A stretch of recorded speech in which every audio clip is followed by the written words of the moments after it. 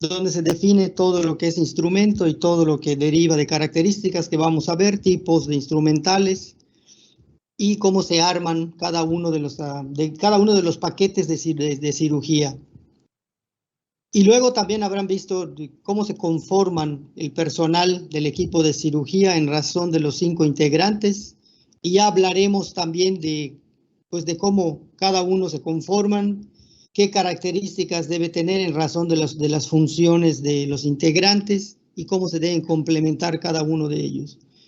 Entonces, la primera pregunta que yo lanzo a la mesa para que todos vayamos revisando, vayamos platicando, está relacionada con qué es un instrumento quirúrgico.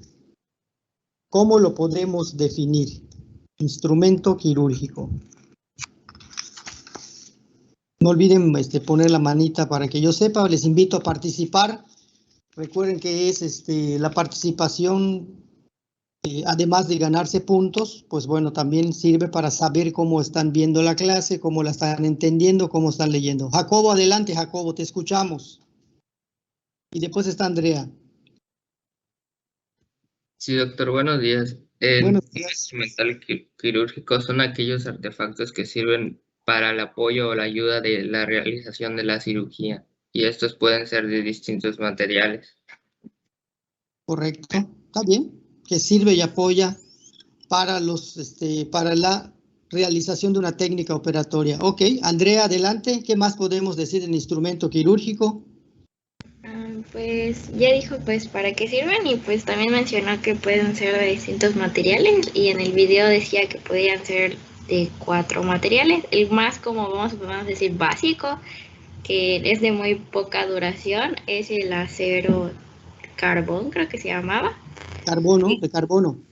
Ajá, y el más costoso y que dura mucho es las placas de carburo Tungsteno. Tungsteno.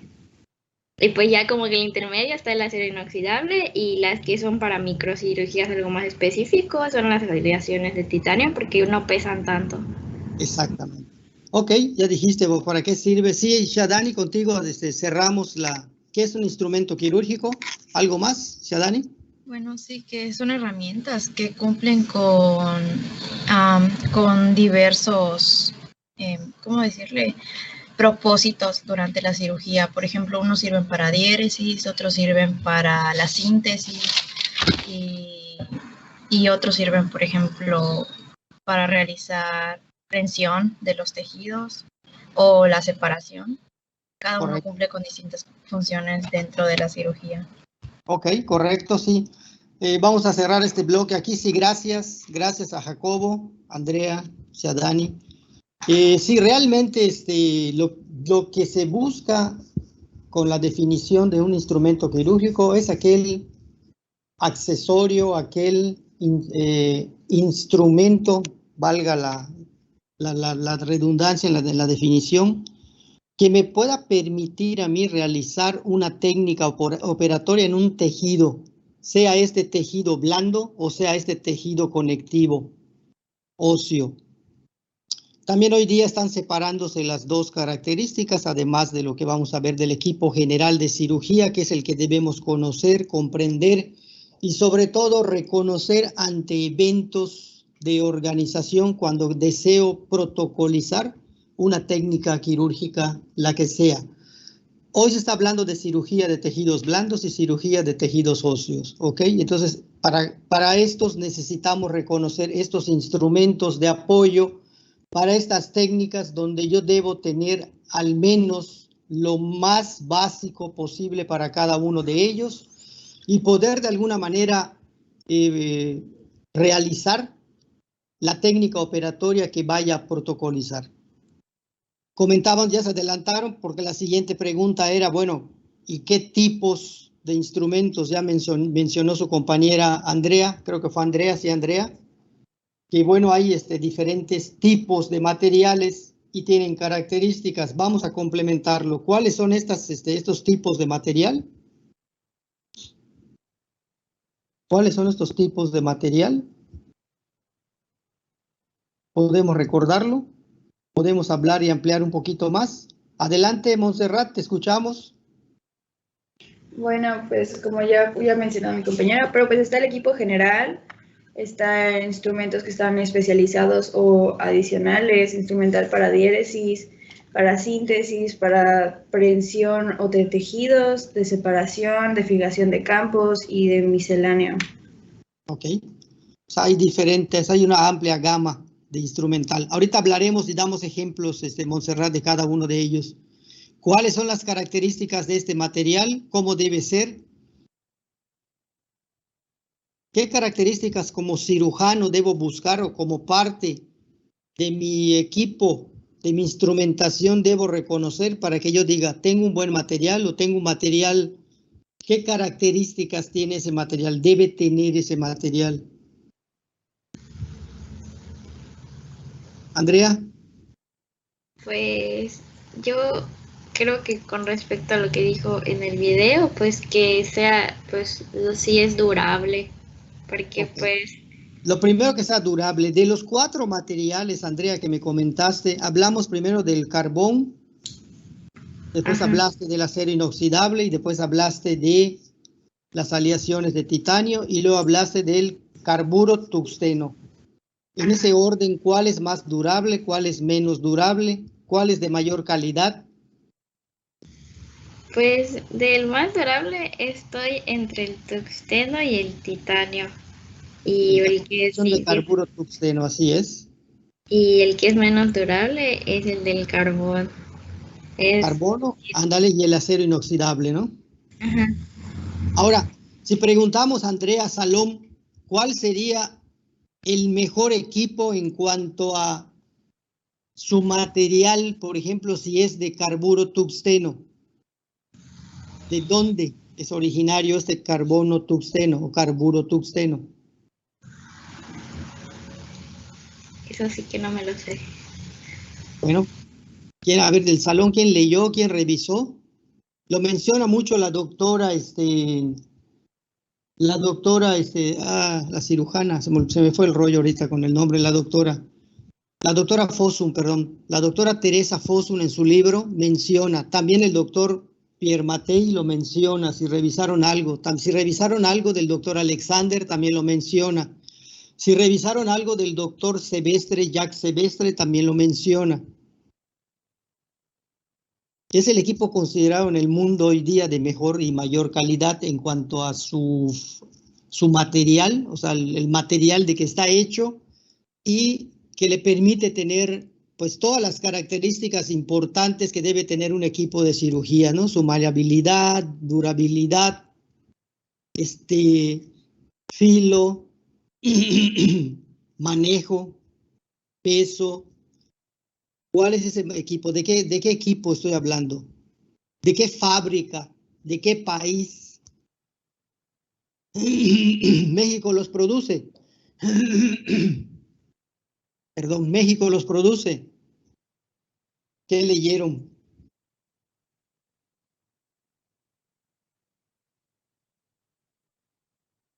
Veo muy apagado al salón hoy, es lunes. Bueno, empiezo yo a decirles, pero ustedes vayan comentando, por favor, apóyenme. El alemán, el equipo de cirugía, la instrumentación de cirugía alemana reúne estas características que ya comentamos. O sea, es durable, es maleable, mantiene su filo, mantiene su eje de seguridad, mantiene su firmeza, mantiene un peso adecuado, permite un manejo, permite una limpieza, de alguna manera es resistente a diferentes materiales, condiciones, sobre todo para su esterilización, para su lavado, y el alemán, pero eso implica de que no es barato. Realmente no es barato, es caro ese material. O sea, un equipo de cirugía general, si lo compro, pues alguna línea, alguna farmacia, alguna empresa, alguna distribuidora alemana o gringa que lo traigan de Alemania, probablemente me ronde entre vamos a hablar del equipo de cirugía general, que son al menos entre 25 y 35 piezas, que es lo que debo considerar. Ahorita vamos a hablar de qué es lo que debe tener el equipo de cirugía general, ¿verdad?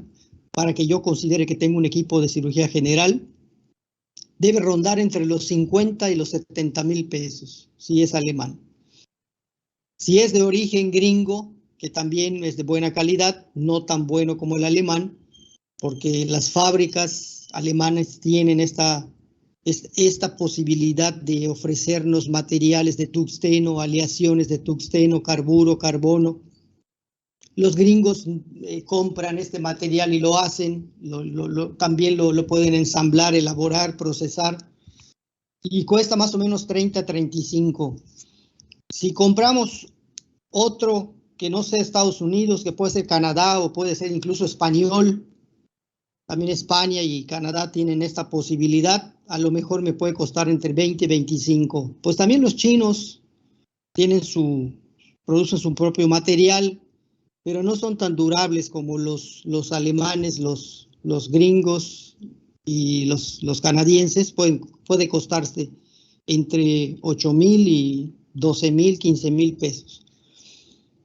Entonces, ahí están los precios y más o menos ahí están las características que debemos mirar de todo esto. ¿Cómo lo puedo comprar? Bueno, esto no lo podemos comprar cuando recién estamos estudiando la carrera y vamos decidiendo nuestro rumbo como médicos generalistas en medicina veterinaria. Pues lo ideal será ir comprando poco a poco las piezas, como les menciono, cuántas piezas debe tener el equipo de cirugía general, ahorita lo vamos a hablar. Poco a poco irlo comprando, ir armando el equipo de cirugía general.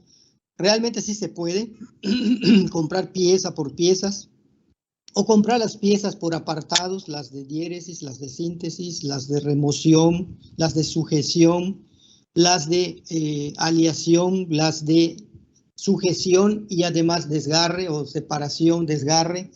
También las puedo ir comprando poco a poco de acuerdo a las características que yo requiera de ese instrumental.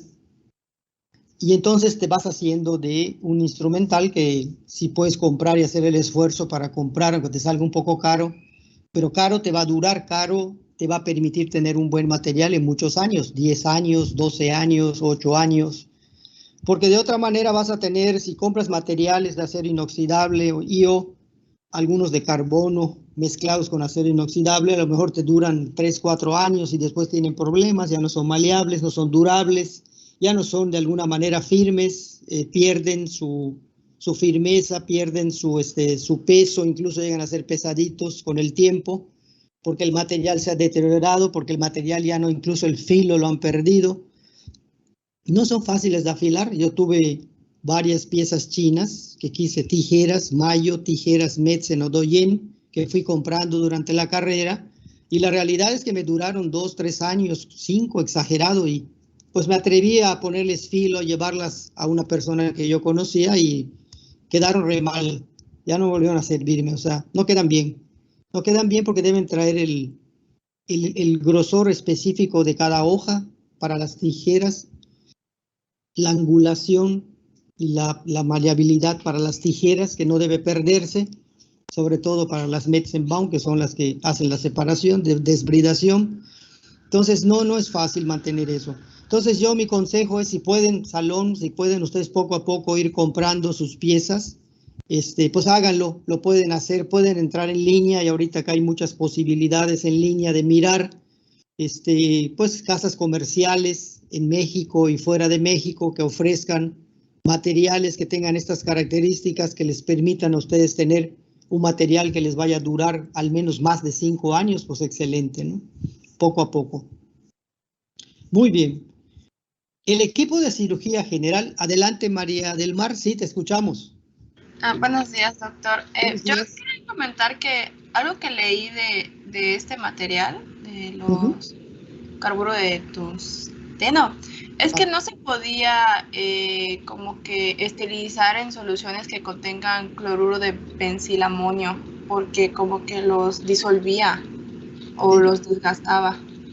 Tiene su proceso, es buena observación, María del Mar, tiene su proceso este equipo. Este equipo hay que procesarlo, puede ser uno a aire comprimido, que te lo permiten los autoclaves de esterilización, ya sean horizontales o verticales, pero no líquidos. Los líquidos realmente a ningún equipo para ningún equipo es bueno, porque los corroe, porque los equipos cuando los remojas, por ejemplo, con cloruro de benzalconio, con tetracloruro de benzalconio, con algunos otros jabones, incluso detergentes, con el tiempo se van deteriorando. Lo ideal es lavarlos con agua, lavarlos muy bien con agua, y sus cepillos te traen unos cepillitos para lavarlos, casi como los cepillos de dientes especiales, y entonces luego secarlos muy bien y ponerlos en las autoclaves por el tiempo que se requiera, ¿no? 15, 20 minutos, a veces media hora, para estar ciertos de que están bien estériles y que y conserven todas las características que ya dijimos. Para soluciones es correcto lo que dices, casi ninguno aguante. Los de acero inoxidable, bueno, pronto se te van a echar a perder, porque lo vas a estar remojando, y como son materiales que fácil se corroen, que fácil pierden su superficie por el contacto con soluciones, sobre todo si son soluciones agresivas, como los benzalconios o como algunos cloruros o tetracloruros, pues sí vas a tener problemas con el material. Ese material hay que tratarlo con delicadeza, te digo, agua y jaboncito, el jabón de cirugía normal, lavado muy bien, y después secado muy bien, y después entonces empaquetado, como el equipo general, ¿verdad? Para meterlo a esterilización por autoclaves. Claro, si tienes la posibilidad de hacerlo no solo en autoclaves, sino que también tienes la luz ultravioleta para equipo, que se vende igual incluso solo para equipo de cirugía, como lo hacen en los hospitales de Humana. Pues adelante, hay hospitales a nivel república que lo tienen también, o que lo hacen, ¿no? La UNAM, Toluca, Guadalajara, Puebla, Ciudad Juárez. Nosotros aquí en el hospital, no sé si los doctores ya consiguieron este equipo, pero entiendo que lo siguen haciendo por autoclave, lo siguen haciendo por esterilizado a vapor, agua a vapor, y entonces ahí no se daña el material, ¿ok? Pero sí remojarlos enseguida, vas a ver lo que después de remojarlo, no sé, al menos durante 2 semanas, 3 semanas, es probable que ya tengas los de acero inoxidable dañados, empiezan a corroerse. Los de tungsteno puede ser que sean más, de alguna manera, más frágiles, y de alguna manera también se pueden dañar más con ese tipo de soluciones. Las aleaciones de titanio, como son piezas muy pequeñas para cirugía, microcirugía de ojo, para microcirugía, incluso cirugía plástica o de remoción de algunos tejidos donde requieres de precisión, pues se van deformando, incluso se van desprendiendo y se van desajustando. Entonces, lo mejor es agua y jaboncito, secarlos muy bien y meterlos a su esterilización por autoclave, ¿no? Que autoclave horizontal o vertical. Obvio que también no hay que considerar que todos los hornos de microondas no sirven para esto, son de alguna manera peligrosos, no se deben utilizar. Hubo mucho tiempo que se usaron y hubieron varios accidentes de todo tipo. Volaba este material, incluso podría de alguna manera prenderse porque es tungsteno, porque es carbón, porque es maleable, porque es energético y porque definitivamente sacabas el equipo y estaba ya no dañado, ya no servía para nada. Entonces no hay que hacerlo, por favor no hagan eso, no sirve para eso, son autoclaves especiales o luces ultravioletas de autoclaves pequeñas, o grandes, donde se meta todo el equipo para esterilizar, aprovechando los espacios de autoclaves para 10 kilos, para 20 kilos, o las pequeñas, si solo quieres tu instrumental, para 5 o para 8 kilos exagerado.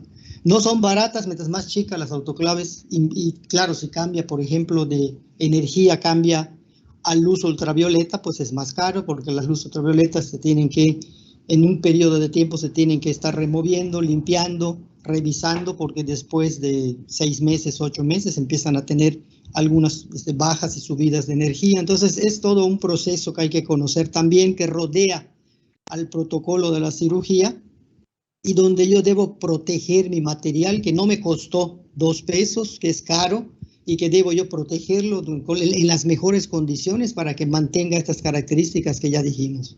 No sé si respondí, María del Mar. Sí, doctor, pero me surgió otra duda. Sí, claro. En las autoclaves, más o menos ¿por cuánto tiempo debe estar el instrumento ahí? Te digo, normalmente cuando metes el paquete son autoclaves, la mayoría de las autoclaves que tenemos en México en los hospitales de veterinaria rondan entre los muy bajo de peso, 8 kilos y mucho 15. Pues ahí metes instrumentación, puedes meter tus gasas que ya están preparadas, que las puedes preparar.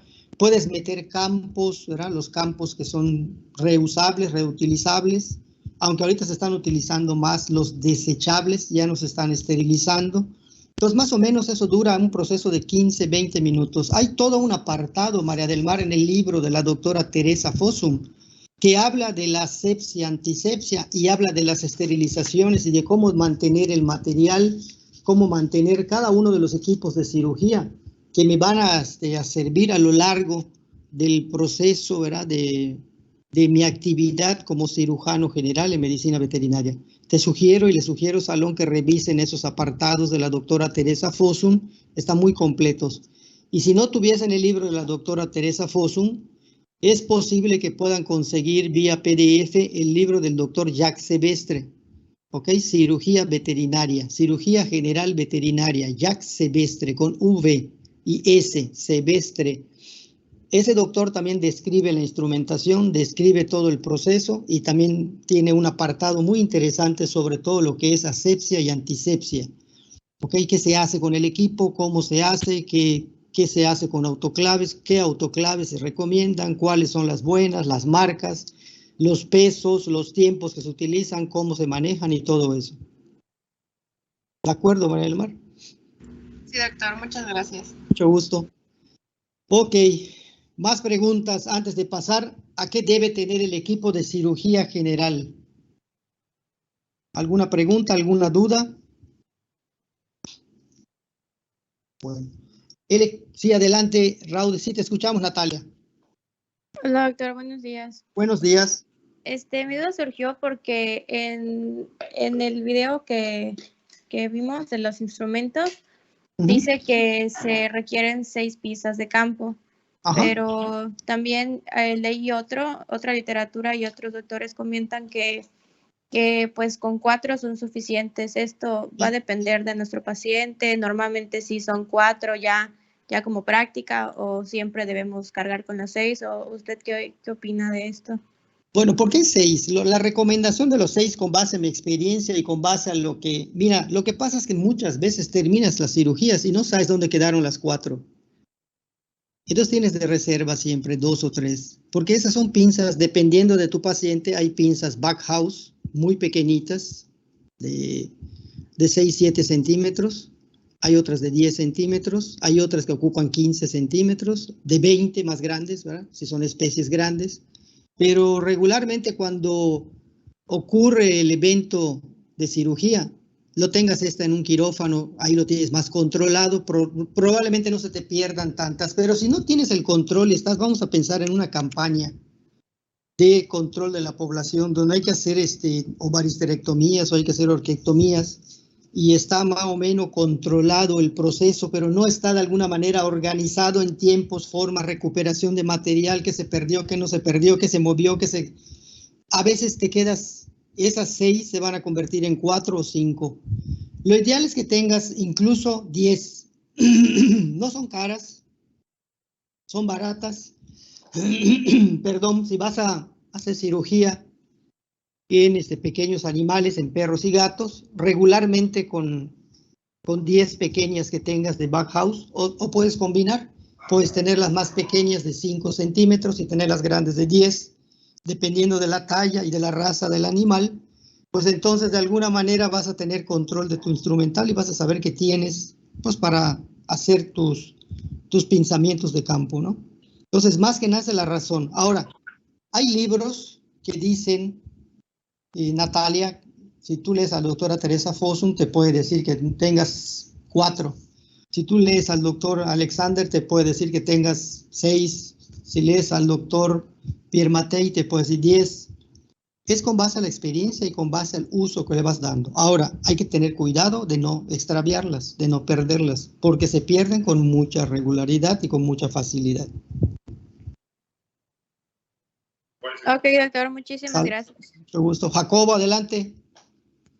Sí, doctor, buenos días. De igual manera tenía la duda porque en otras literaturas mencionaban que como instrumento básico también se podría tener el lápiz electroquirúrgico el escalpelo armónico y había un mango de bisturí, que no recuerdo el nombre, ahorita le digo, que igual mencionaban tenerlo. Entonces estos instrumentos básicos pueden ir variando. El mango de bisturí de aves. Yo les sugiero, sí, les van a poner ahí todo tipo, la literatura les va a poner todo tipo de materiales, pero por ejemplo, todo lo eléctrico y todo lo que conlleve al uso de energía eléctrica y o pilas como accesorio, les va a implicar más dinero, les va a implicar más cuidado. Yo les sugiero que empiecen con todo lo básico general, manuable, ¿verdad? Viable, accesible de precio y sobre todo que les dé estas características que ya comentamos, que me sirvan para lo que yo quiero, que no sea tan caro, que tenga buena capacidad en su maleabilidad, filo, durabilidad y que sea un material que lavado y esterilizado pueda yo mantenerlo al menos por algunos años, cuidarlo y hacer uso de este equipo que te va a servir casi siempre para toda tu actividad como médico general o cirujano general, que es donde estamos formados. Porque en la medida que tú vayas agarrando experiencia, Jacobo, y te vayas formando como cirujano y decidas ser cirujano veterinario, que por ahí te gusta, por ahí quieres llevar tu práctica profesional, quieres llevar tu vida profesional, pues entonces vas a ir comprando y vas a ir sumándole a tu equipo de cirugía general, pues todo el equipo que tú quieras. Pueden ser los escalpelos eléctricos, pueden ser los escalpelos combinados eléctricos con pila, pueden ser incluso las tijeras con pilas accesorias, puede ser que sean los equipos de microcirugía para colgajos conjuntivales y o para retiro parciales de párpados con lesiones y o con problemas de adherencias o por cirugía estética o cirugía plástica estética, pues a lo mejor por ahí tú vas adquiriendo poco a poco otros equipos que no son baratos, insisto, en la medida que sean más pequeños, en la medida que impliquen la combinación de energías de pilas y o combinado con energía eléctrica, pues sí va a ser un poco más caro. Y cuando se te pierden estos equipos, Jacobo, que te costaron 30, 40 mil pesos o 20 mil pesos, pues dices, uy, lo lamentas y como que sí estás triste mucho tiempo, sobre todo si hiciste un esfuerzo importante para juntar ese dinero del que derivó para comprar este equipo, ¿no? ¿De acuerdo? Que sirven, sí sirven, claro, todo sirve, pero yo creo que el equipo de cirugía general, el más manual, de hecho, los manuales, los automáticos, todo lo que tenga que ver con portaagujas manuales, que son los más baratos, sencillos, y o portaagujas que son manuales automáticos, o sea, tienes la destreza de que se van moviendo y se van adhiriendo conforme a tú requieras la precisión para hacer la puntada y tener la aguja y la sutura adecuada, pues estos portaagujas, mientras más complicaditos sean y que son muy cómodos, definitivamente son muy cómodos, el trabajo lo facilitan al máximo, pues te cuestan más, ¿no? Un portaagujas manual te puede costar hoy en el mercado, el mediano de unos 12, 15 centímetros, te puede costar más o menos ¿qué te gusta? Entre 800 pesos y quizás 2,000 pesos, vamos a ponerlo más o menos así, porque se mueve en cuestión dólar, precio, tasa, dólar, y además pagan impuestos, entonces es otra cosa que también mueve el precio. Y un portaagujas automático de estos, la verdad, muy buenos, de precisión, te puede costar entre 4,000 y 6,000 pesos. Entonces, pues hay diferencias, ¿no? Hay diferencias. No sé si te respondí, Jacobo. Sí, doctor, muchas gracias. Y otra pregunta, en el caso de los instrumentos de aspiración, ¿nos recomendaría tener, aunque sea uno, como en el equipo general? Claro, uno, cuando menos uno. El aspirado es importante, sobre todo si hay exudados, trasudados, si hay eliminación de algún tejido, si hay alguna hemorragia, para que controles pinzamiento por compresión, que te permita ver los espacios de tejido, que te permita ver las cavidades, los espacios cavitarios, Sí, es importante que tengas aspiradores, al menos uno. Y no necesitas comprar el más caro, puedes comprar uno, el más sencillo, y empezar a usarlo, acostumbrarte, porque la razón del manejo delicado de los tejidos, recuerden, es hacer menos, ¿verdad?, daño, hacer menos proceso inflamatorio, causar menos proceso inflamatorio, menos proceso infeccioso, que yo lo produzca, ¿sí? Sobre todo si son cirugías, pues estas, sobre todo de rutina, y sobre todo que no requieren de un proceso, porque no hay nada más que un retiro de algún útero, ovarios, ovaristerectomía por control, o de la orquiectomía, que también es de control. Pues ahí el paciente se supone que está sano, se supone que el paciente no tiene ningún problema, entonces ahí debo al máximo evitar hemorragias, al máximo evitar todo lo que es inflamación, al máximo evitar un proceso infeccioso. ¿Por qué? Porque tengo que hacer un manejo delicado del tejido, reconociendo los tejidos. ¿Ok? Gracias, doctor. Sale. Ok. ¿Qué debe tener el equipo de cirugía general? ¿Quién lo leyó? ¿Qué piezas debe tener? ¿Cuántas y cuáles? Los nombres. Para empezar a aprender los nombres. ¿Quién se lo aprendió? ¿Quién lo leyó? ¿Quién me dice yo?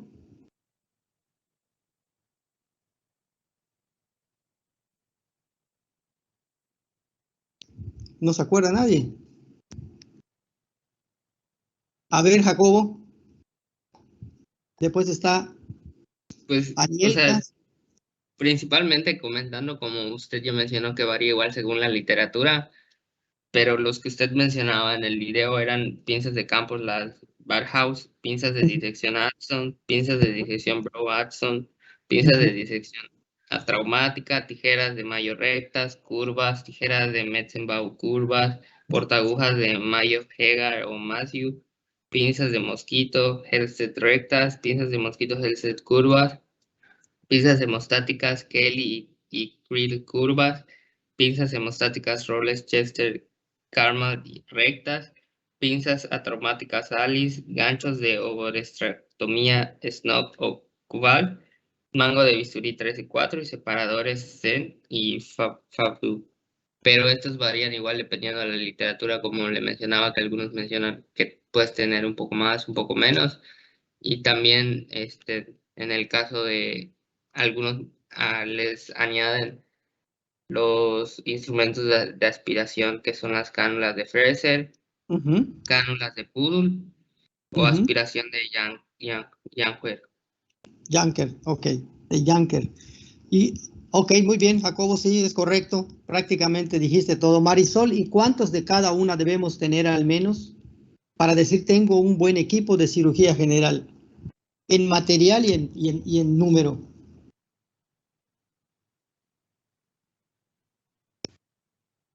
Bueno, ¿sí me escucha, doctor? Sí, escuchamos, adelante. Buenos días. Buenos días. Pinzas hemostáticas, Helsted mosquito, al menos en lo que revisé del libro de Fossum. Las curvas tienen que ser 2 y rectas 2 también. Las pinzas hemostáticas de Kelly curvas 2. Las pinzas de Creel recta 2. Pinzas hemostáticas de Rochester Karma 4. Las portagujas 1. Pinzas tisulares de Addison Brown 1. Pinzas tisulares de Alice 4. Pinzas para paños de Backhouse 4. Tijeras de Metzenbaum curvas 1. Tijeras Mayo curvas 1. Tijeras de sutura aguda Roma rectas 1. Una bandeja para instrumental. 2 separadores de Zen. Un mango de bisturí número 3.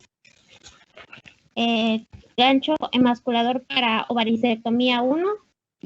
Y batea con suero salino 1 y gasas radiopacas 20. Correcto. ¿Está bien? Es el equipo general. Ahora, muy bien. Cada una de esas instrumentaciones, ¿para qué sirven, Salón? Por ejemplo, si yo les digo, ¿para qué me sirven las tijeras de Metzenbaum? Hay curvas y hay rectas. ¿Para qué me sirve? Adelante, Felisa. Las de Metzenbau, las rectas, pues sirven para tejido, para cortar tejido, y pues las curvas se hacen, por ejemplo, en algunos procesos donde se necesita pues esa curva para poder cortar. Ok. ¿Para qué más puede servir la Metzenbaum, Salom? Adelante, Daniela. Es igual para separar tejidos, por ejemplo, el músculo, que no se puede cortar. Correcto. ¿Cómo se llama técnicamente, cómo se llama esa separación? Daniela, ¿te acuerdas? No me acuerdo del ¿Quién nombre se acuerda? específico. Ándale. ¿Cómo se llama? Separación o el nombre técnico correcto, médico correcto, clínico quirúrgico. ¿Cómo se llama? Separación o ¿Debridación? desbridación o debridación. Debridación o desbridación. Correcto. Anielka, ¿tú lo dijiste? Iba a decir lo mismo. A ver, ¿quiénes son? Explicar por qué se llama desbridación o debridación. ¿Por qué se llama desbridación o debridación?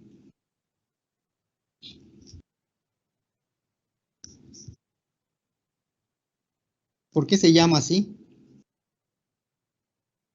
¿Quién se acuerda?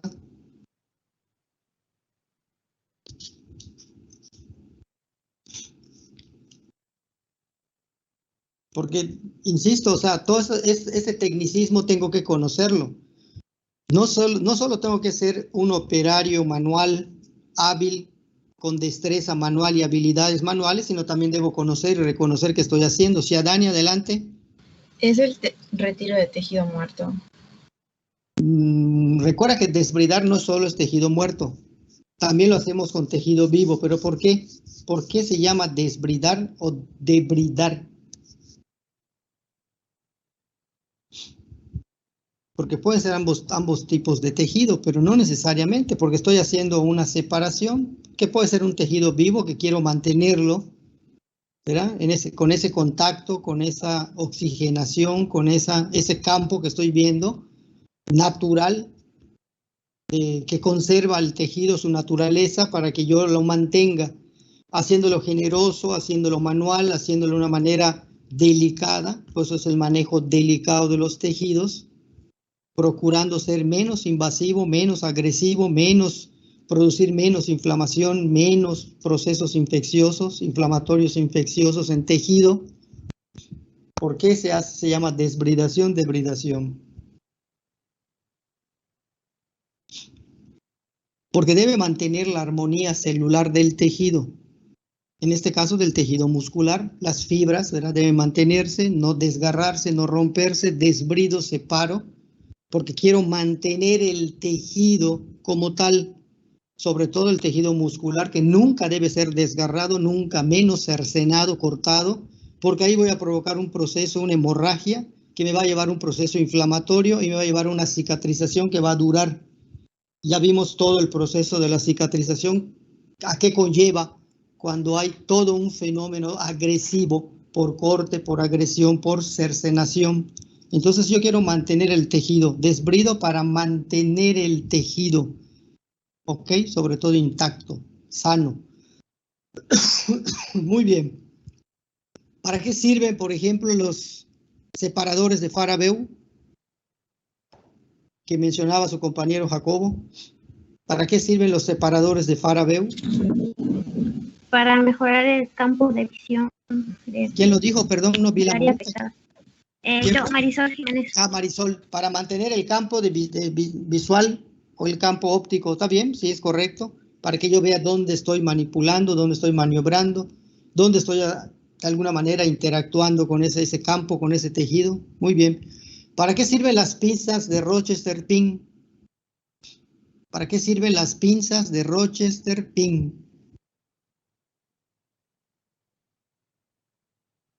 ¿Quién se acuerda? Todo eso debo revisarlo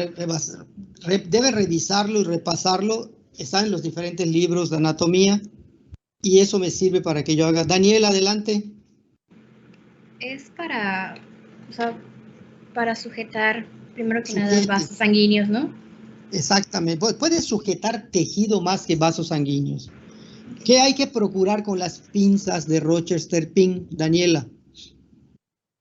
Que tienen dos características, unas que tienen dientes y otras que no tienen dientes. Si quiero yo mantener bien el aporte sanguíneo, pues las de Rochester Pink sin dientes me sirven porque no dañan, no son traumáticas. Si voy a retirar tejido, como comentaba la compañera hace un ratito, creo que fue, ¿quién fue hace ratito? La compañera que mencionó tejido muerto. Shadani. Daniela, ¿tú misma fuiste? No, Shadani. ¿Es correcto? Shadani. Sí. Sí, ok. Entonces sí, las de Rochester Pink con dientes te pueden servir, porque esas retiran tejido. Cuando yo hago una biopsia, incluso quizás, o retiro una masa, a lo mejor esas pinzas de Rochester Pink van a sujetar el tejido que yo voy a retirar, que voy a extraer.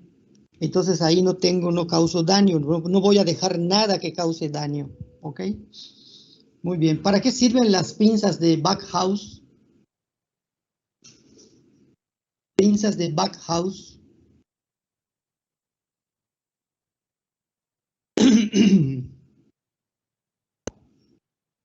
¿Para qué sirven las pinzas de Backhouse? Son las de campo. A ver, adelante, Daniela.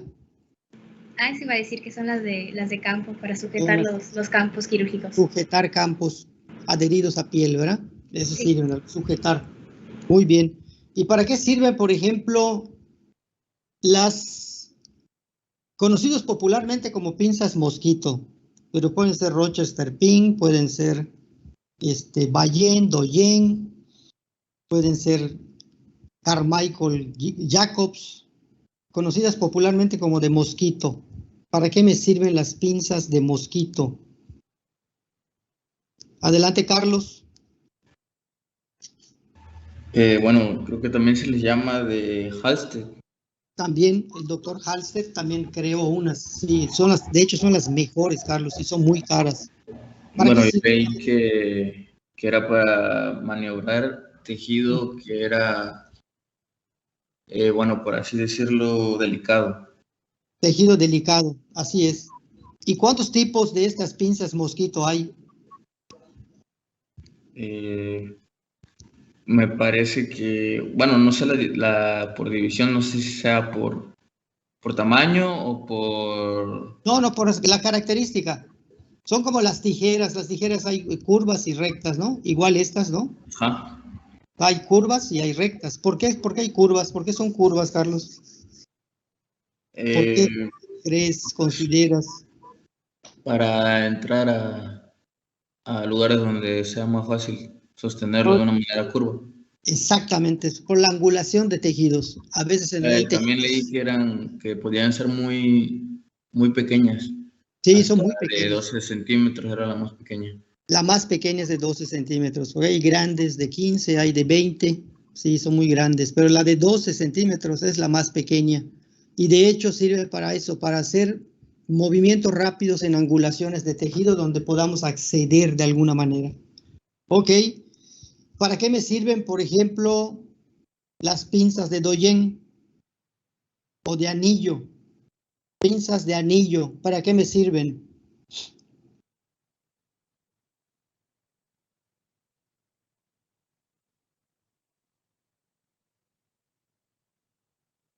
¿Para qué me sirven las pinzas de anillo o de Doyen? ¿Se acuerdan? ¿Quién se acuerda? Pues para hacer limpieza. A ver, sí, Anielka. Según yo es para agarrar tejidos o gasas o esponjas más que nada.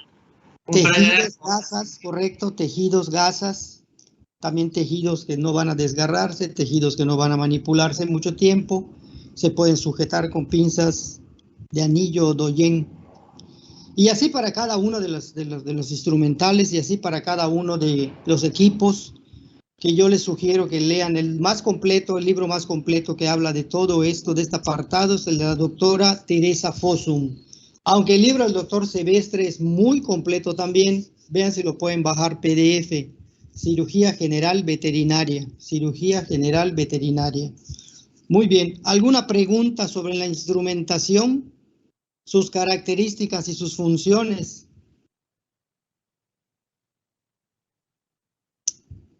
Bien. Adelante, Adi, ¿te escuchamos? Sí, doctor, estas pinzas de anillo que había mencionado, ¿son las que también sirven para una laparotomía o son...? Te pueden servir para la laparotomía exploratoria, sí, porque mueves tejido que no vas a dañar, porque estás revisando la cavidad, porque quieres saber a través de esa laparotomía qué es lo que está pasando realmente con ese paciente, porque no hay pruebas contundentes ni de laboratorio básicas, ni complementarias de laboratorio, y menos las de gabinete. Ni la radiología ni la ultrasonografía me dan una razón. Entonces tengo que acudir a una laparotomía. Y te pueden servir estas pinzas de campo o también de Doyen, es correcto, porque no dañan el tejido.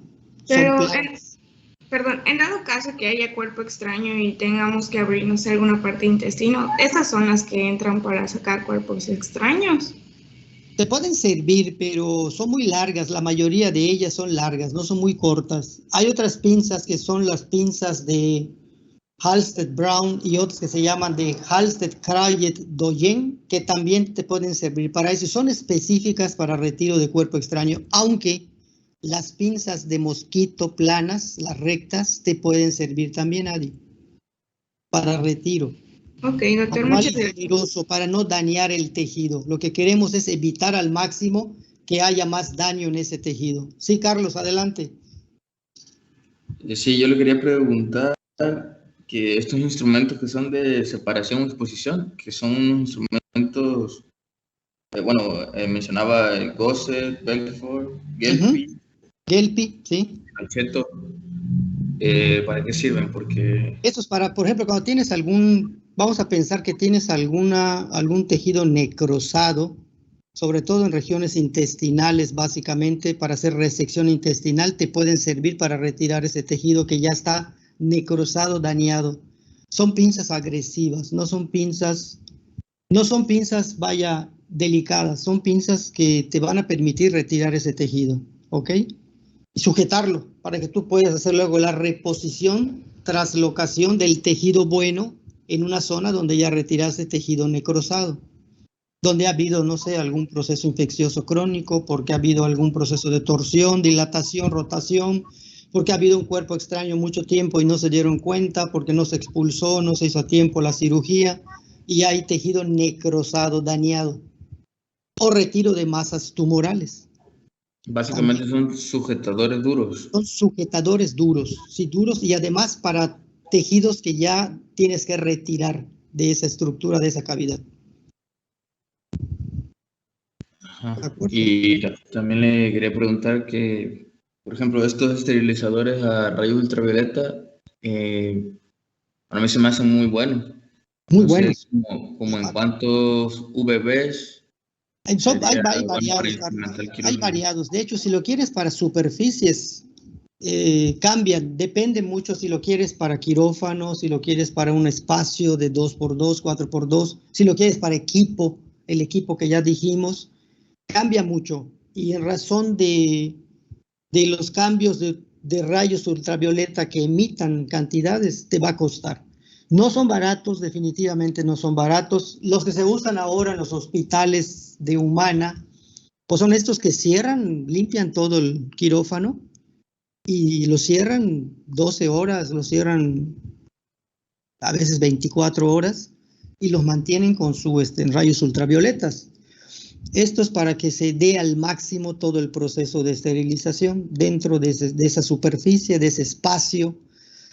Y te aseguras de tener, ¿verdad?, un espacio controlado, un espacio donde tú sabes de que al máximo estás evitando cualquier proceso infeccioso, de riesgo infeccioso.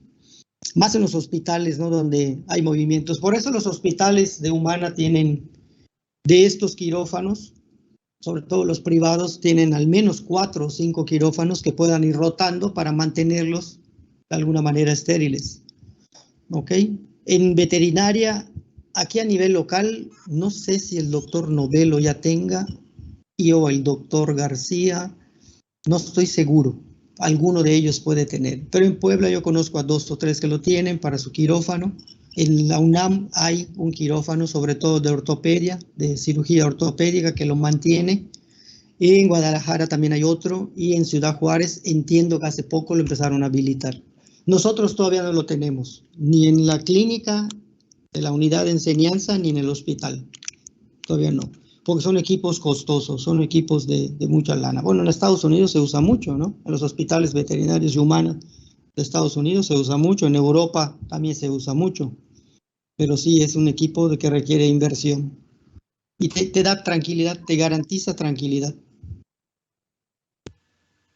Sí, gracias. Mucho gusto. Muy bien, entonces vamos a pasar ahora a la otra parte complementaria. ¿Cómo debe estar conformado el equipo de cirugía? Hablando de elementos humanos. ¿Cuántos deben de estar conformándolo? Adelante, Anielka. Luego está Paula. Luego está Saraí y luego está Felisa. Adelante. Pues al menos de 5 integrantes, conformado por el cirujano, primer ayudante, instrumentista, anestesista y el circulante. Correcto. Ok. Adelante, Paula. ¿Qué más? Bueno, ¿me escuchan? Sí, sí. Pues eso iba a comentar y que pues había leído que cuando habían cirugías un poco más difíciles, pues podía estar solamente el cirujano con el instrumentador. Y ya si eran como más complicadas, podían trabajar hasta 3 ayudantes y 2 instrumentadoras. Correcto, es correcto. Sobre todo se puede hacer ese acceso, esa ampliación. Muy bien. A ver, Saraí. Bueno, como ya dijeron todos mis compañeros, más que nada iba a aclarar como que cada uno tiene su papel durante la cirugía y es importante que cada uno haga lo que le corresponde. Y si no es lo que le corresponde, que no se meta en el trabajo de los demás. Correcto. Da un ejemplo, menciona alguno, por favor. Por ejemplo, cuando el primer ayudante no puede hacer más de lo que es ayudar al cirujano, no puede hacer el labor del cirujano, ya que él puede meter en problemas al cirujano o causarle problemas al paciente. Ok, vamos a pensar al revés, Saraí. El cirujano no se aprendió la técnica, no repasó su anatomía, no repasó la técnica operatoria, pero el primer ayudante sí lo hizo. ¿Quién debe hacer la cirugía? Pues realmente no sé si se puede intercambiar lo que es los papeles. Sí, se porque puede, claro. Considero que si no conoce la técnica, no se le podría llamar cirujano, ¿no? Claro. Entonces creo que el cirujano, entre comillas, se volvería el primer ayudante y el primer ayudante sería el cirujano. No creo, sí, el primer ayudante se convierte en cirujano. ¿Y en qué se convierte el cirujano? Si no sabe la anatomía y no sabe la técnica.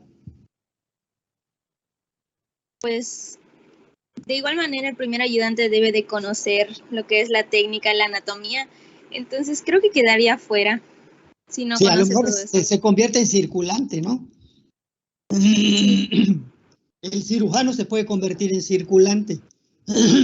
Perdón. ¿Por qué razón? Porque no se aprendió la técnica, porque no aprendió la anatomía, porque no tuvo, ¿verdad?, el compromiso que se requiere para ser un cirujano, para ser el cirujano, el que aplique esa técnica, el que desarrolle y lleve a cabo todo el proceso técnico. Entonces se convierte en un circulante. El circulante se convierte en puede ser el primer ayudante, incluso puede ser que el circulante rote hacia instrumentista, ¿ok?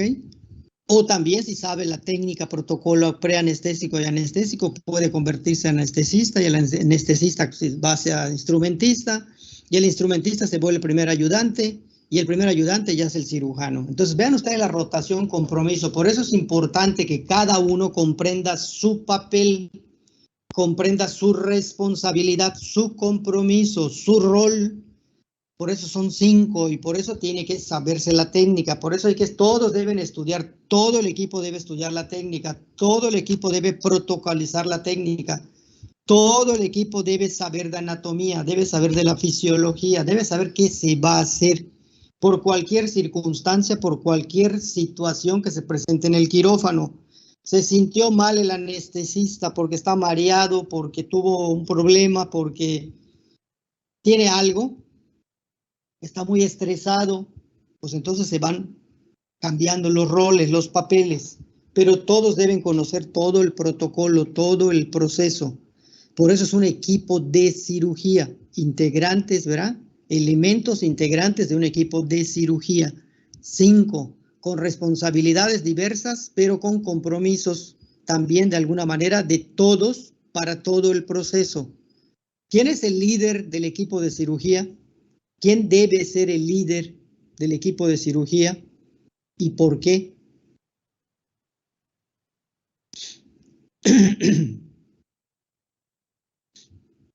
¿Quién debe ser el líder del equipo de cirugía y por qué?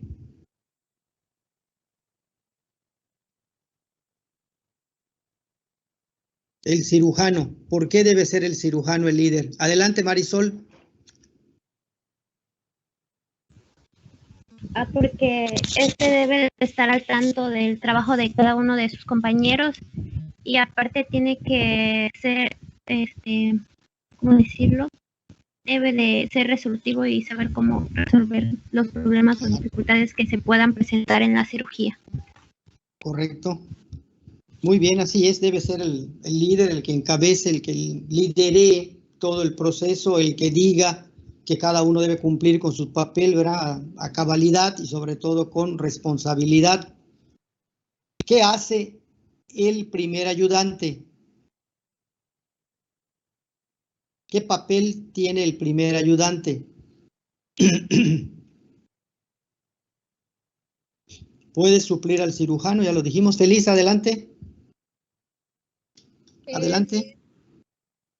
Básicamente intentar facilitar el trabajo al cirujano. Correcto, facilitador del trabajo del cirujano. Para okay. Colaborar con él durante el proceso. Correcto, básicamente esa es su función, ¿verdad? Y mantener en equilibrio todo el orden del proceso con el paciente. Quienes del equipo de cirugía deben estar realmente comprometidos con el paciente. ¿Quiénes del equipo de cirugía?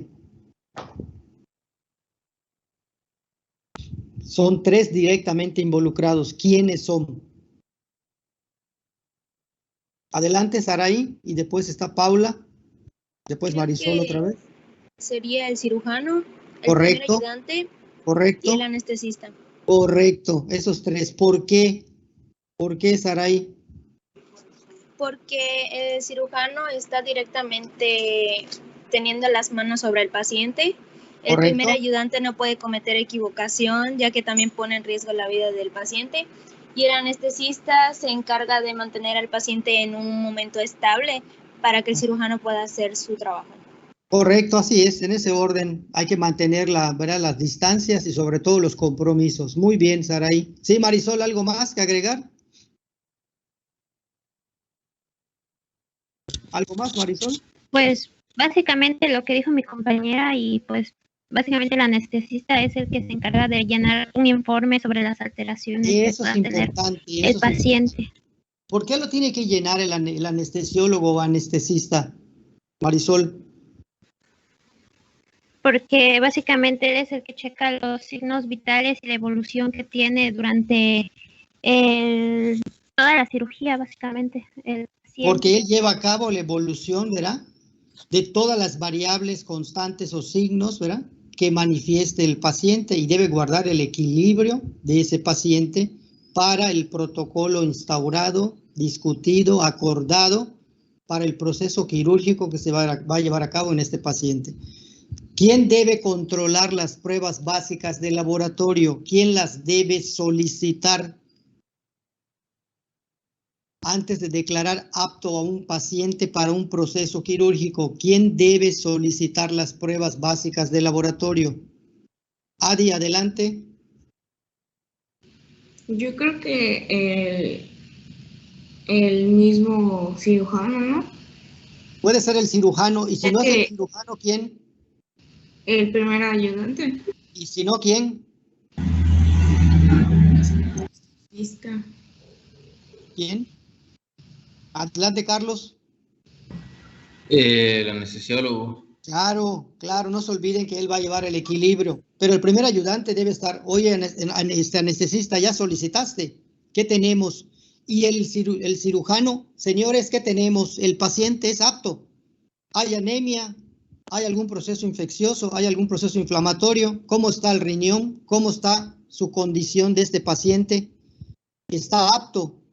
Sí, declara el anestesiólogo, todos sus valores están dentro de los rangos, no tiene ningún proceso. Su historia clínica y su examen físico general así lo demuestran, lo dice el anestesiólogo. Lo confirma el primer ayudante y lo ratifica el cirujano. Entonces el proceso se declara al paciente apto para ese proceso quirúrgico. Correcto. ¿Qué hace el instrumentista? ¿Qué debe saber el instrumentista? ¿Qué debe conocer el instrumentista?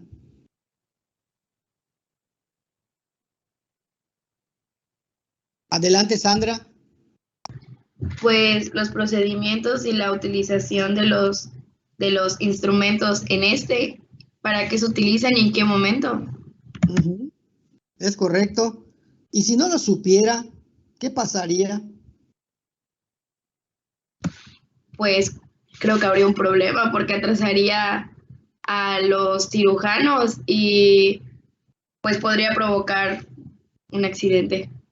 Correcto. Y en ese caso, Sandra, vamos a pensar que ocurran dos, que tres, que el primer ayudante y más el cirujano digan, me estás pasando las piezas equivocadas, no me estás pasando las piezas correctas. ¿Qué va a pasar con ese señor? ¿Qué pasa con ese integrante del equipo? ¿A dónde pasa? ¿A formar parte de qué? Se vuelve circulante, volvemos a lo mismo. Y el circulante se vuelve instrumentista. Porque aquí la cosa es que todos deben saber lo que se va a hacer, qué instrumental se va a requerir, para qué proceso quirúrgico, qué se va a hacer, cómo se va a hacer. ¿Ok? Vamos a suponer que ni el cirujano, ni el primer ayudante, ni el instrumentista, ni el anestesista se saben la técnica operatoria. No la saben, se olvidaron de la cistotomía. Pero el circulante sí lo sabe. Se la aprendió muy bien y la repasó muy bien. Ya repasó muy bien la anatomía. ¿Qué va a suceder con ese equipo? ¿Qué sucede? Suele suceder, no solo en veterinaria, también en humana. ¿Qué va a pasar con ese equipo? ¿El circulante se va a convertir en qué? Adi. Bueno, si el anestesista no se sabe los procedimientos de la cirugía, pues el anestesista se vuelve circulante y el circulante pasa a su lugar. Porque pues no tiene caso que el anestesista siga en su puesto si no sabe nada de la cirugía, ni cómo prevenir ciertos pues problemas que puedan surgir. Pero tampoco lo sabe el instrumentista. ¿Qué piensas?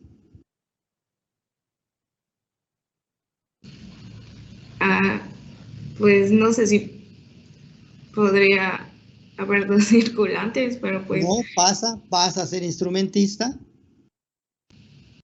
Si es que puede dominar la instrumentación, el que era anestesista y el que es circulante se convierte en anestesista. Pero si no se sabe la técnica, ninguno de ellos, y solo la sabe el circulante, ¿qué va a pasar con ese equipo? ¿Quién va a operar ese animal? Solo el circulante sabe la técnica. Adelante, Andrea.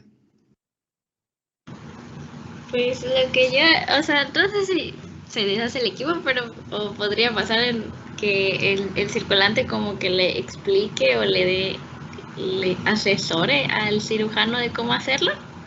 O sea, no sé si el circulante pueda en sí operar, claro, pero podría asesorar al cirujano de, oye, pues se hace Andrea, así. Puede, porque uno de los castigos más terribles que puede tener un cirujano que no se haya aprendido bien la técnica y que no domine la técnica y que no la conozca, es que se vuelva circulante. Y que el circulante a lo mejor se convierta en el cirujano, porque el primer ayudante, el anestesista y el instrumentista no saben la técnica, pero él sí la sabe. ¿Cómo ordenas el equipo, Andrea? Ya una vez que el circulante se volvió cirujano, ¿cómo ordenas el equipo? Que el circulante sea cirujano, que el cirujano sea primer ayudante, que el primer ayudante sea anestesista y que el anestesista sea circulante. ¿No? Así se queda. Es correcto, puede ser una forma. ¿Y eso quién lo decide, Andrea? Entre ellos, no lo sé. Entre ellos, pero ¿quién debe llevar el liderato de eso? Reconocer, ¿saben qué? No sé la técnica. El cirujano. ¿Quién la sabe? El cirujano. Decir, pues, ves, circulante, pásate por acá. Órale, yo puedo ser tu primer ayudante, y este puede ser el circulante, y así van ordenando. Lo importante es reconocer que no se sabe la técnica, que no se sabe del protocolo. Y entonces ahí se está perdiendo la identidad de organización, de orden de un equipo de cirugía. Por eso hay que guardar todas las distancias, hay que revisar y repasar toda la técnica, todos deben asumir el compromiso, no es solo compromiso del cirujano o del anestesiólogo o del primer ayudante, es de todos, es de un equipo, es labor de equipo y debemos acostumbrarnos a trabajar como equipo. ¿De acuerdo? ¿Qué más podemos decir del equipo de cirugía? ¿Qué otra cosa más podemos decir del equipo de cirugía, de los integrantes del equipo de cirugía? Adelante, Adi. Pues yo creo que hablando del anestesista sobre sus acciones, pues yo creo que él también se encarga de no solo de estar vigilando al paciente durante la cirugía en sus signos, sino que también él ve al paciente, como ya hemos mencionado, afuera de quirófano, puesto que él puede pedir ciertos estudios y también pues él se encarga de canalizar al paciente, se encarga de la preanestesia e inducción y pues también él es el que realmente va a dar la orden para iniciar la cirugía. Ya no es tanto decisión del cirujano, sino de que hasta que él dé la orden de que el paciente esté en completa anestesia y equilibrio anestésico, pues se puede iniciar una cirugía. Sobre todo lo dijiste bien, Adi, es equilibrio anestésico. ¿Cuántas etapas comprende, Adi, el proceso? Ahorita paso contigo, Yesenia. ¿Cuántas etapas se conocen o reconocen? Debe reconocer el equipo de cirugía para el proceso quirúrgico. ¿Cuántas etapas? La fase de inducción, mantenimiento. ¿Cómo se llama? Es la etapa prequirúrgica, correcto. ¿Y la otra? Ya el proceso instaurado, ¿cómo se llama? Etapa o fase. Creo que es la transquirúrgica. Transquirúrgica, todo el proceso, cómo transcurre. Y luego, la última. Pues creo que ya sería la posquirúrgica, que es la fase de, pues, despertar al paciente, o sea, de, pues, que regrese totalmente de la anestesia. ¿Quién ve todo ese proceso de etapas? Claro que lo ve todo el equipo, pero hay una cabeza líder ahí. ¿Quién es? Que ve pre, trans y post del paciente. El anestesista. Correcto. ¿Apoyado por quién? Por el circulante básicamente, Ok, muy bien. Sí, Yesenia, te escuchamos. Bueno, aunado a lo que se mencionó en este momento, ya hablando de la parte postquirúrgica, pues el anestesista debe de estar al pendiente del paciente hasta que pues se recupere completamente. Y igual el circulante y el instrumentista, pues ya después de la cirugía van colocando los instrumentos para poder lavarlos y desinfectarlos. Correcto, así es, eso es correcto. Lavarlos y luego empaquetar, ya una vez secados, empaquetarlos y para el proceso de esterilización. Correcto. ¿Qué más podemos comentar? ¿Qué más podemos comentar sobre esto? ¿Algo que falte comentar?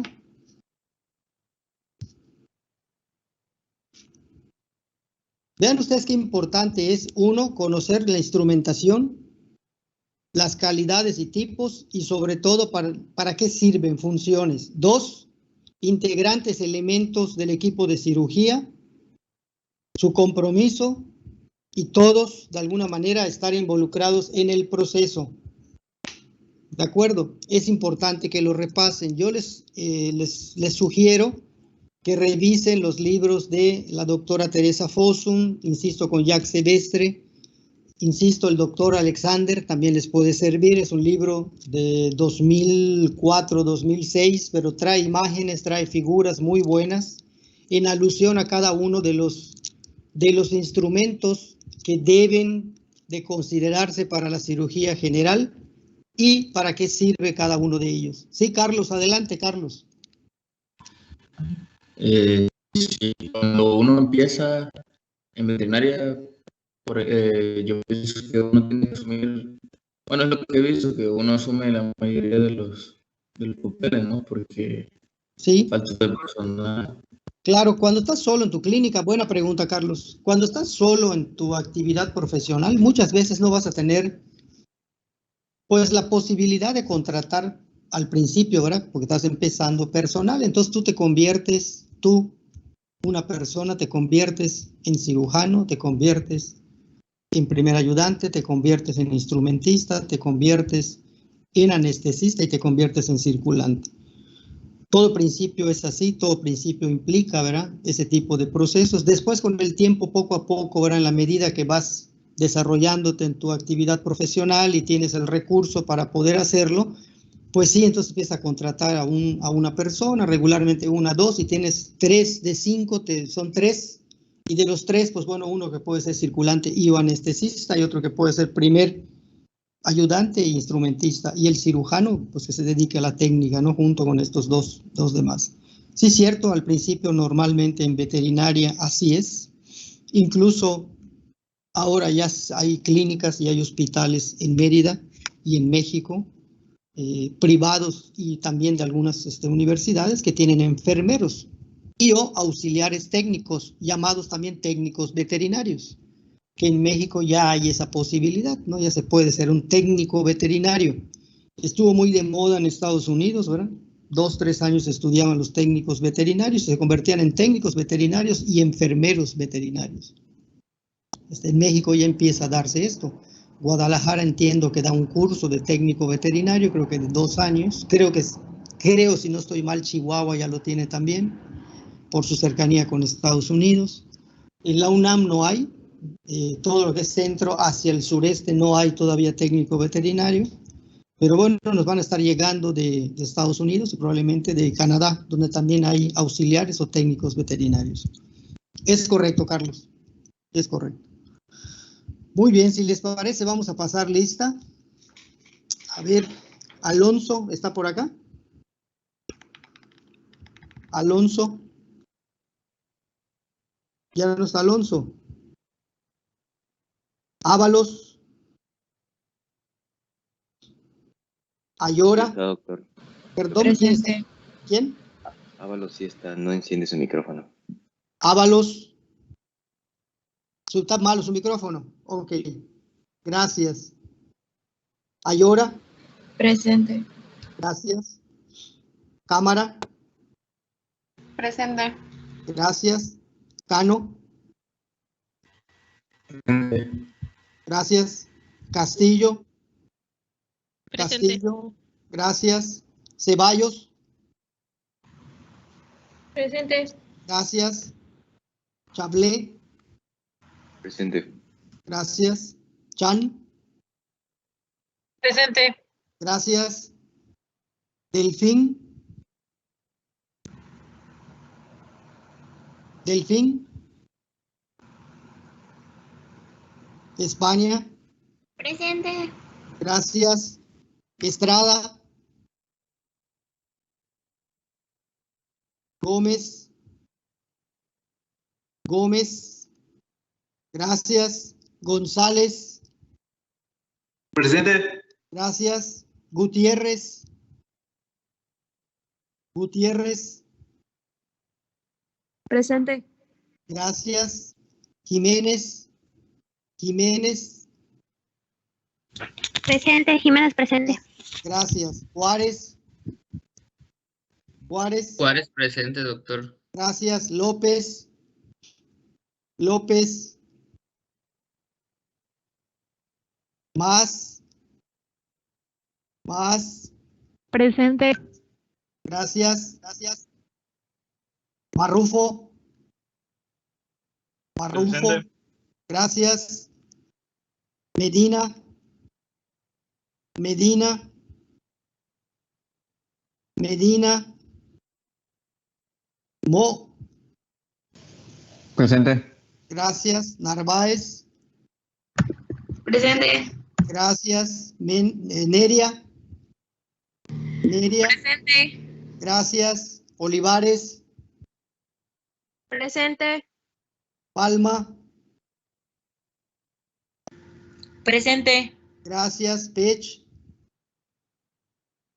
Pech. Presente. Gracias. Peña. Presente. Peña. Gracias. Pérez. Presente. Gracias. Priego. Presente. Gracias. Quintal. Presente, doctor. Gracias. Raudes. Presente, doctor. Gracias. Rejón. Presente. Gracias. Ríos. Presente. Gracias. Robles. Presente. Gracias. Rojo. Rojo. Sosa. Sosa Cruz. Presente, profe. Gracias. Sosa Sabido. Uc. Presente. Gracias. Yáñez. Presente. Gracias. Sí, Rojo, ¿qué pasó, Edgardo? Dime. ¿No sirve tu micrófono? ¿Hay algún problema? Puso en el chat que no le servía el micro, doctor. Ah, ok. Ya lo leí, sí, cierto. Gracias. A ver, es Rojo. ¿Alguien más? ¿Algún problema? ¿Alguien más que no haya? Alonso presente. Alonso. Sí, ya está. ¿Alguien más? ¿Alguien más del salón? Bueno. Ok, nada más no se olvide, por favor, de revisar el cuadro, la tabla de entregas de los productos académicos. Terminando la unidad 2, vamos a, por equipos, les voy a enviar, voy a poner en Wadi virtual unos casos clínicos que quiero que resuelvan como parcial 1.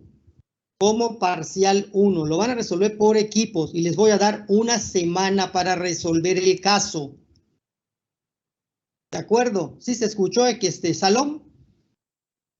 Sí, Terminando doctor. la unidad 2, o sea, la próxima semana, voy a subirles hacia el jueves o viernes, no de la próxima semana, casos clínicos de resolución quirúrgica por equipo, como parcial 1.